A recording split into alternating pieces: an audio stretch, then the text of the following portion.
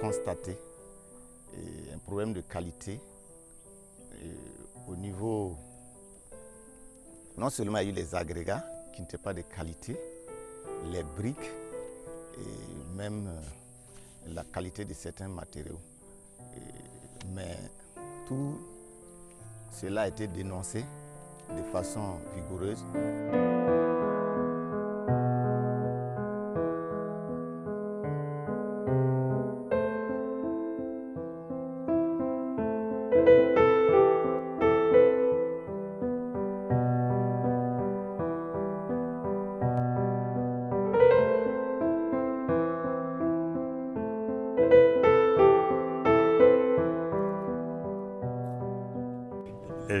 Le bâtiment de 3 classes en souffrance qui est en train d'être construit, même si c'est en souffrance, je pense qu'ils sont en train de veiller là-dessus en cassant certaines briques qui ne sont pas bien faites.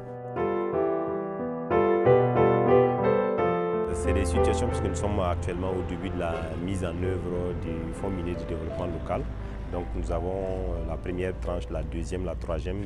Dernièrement, il y a l'arrêté de la quatrième tranche qui vient de sortir. Mais ce qui est davantage mis en œuvre, c'est la deuxième tranche. Donc vous comprendrez aisément qu'on ne puisse pas en fait, atteindre un certain niveau de perfection dans la mise en œuvre. Donc pour ce qui concerne spécifiquement les chantiers de Longqui, vous savez qu'il y a une transition entre l'année 2020 et 2021. Donc les questions de transition des budgets font que ce chantier est un peu en souffrance, mais c'est une situation qui va se régulariser d'ici là.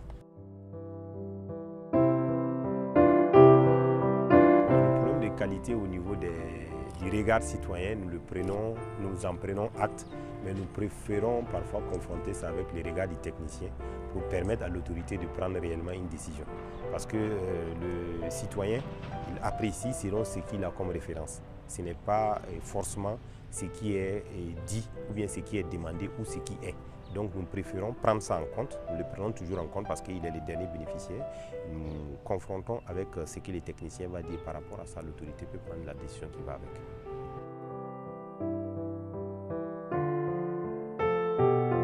De mon point de vue, la responsabilité incombe premièrement au conseil communal, au maire. Bon, c'est lui qui fait le projet et quand il y a un petit bémol, au passage, la manière de passer le marché, si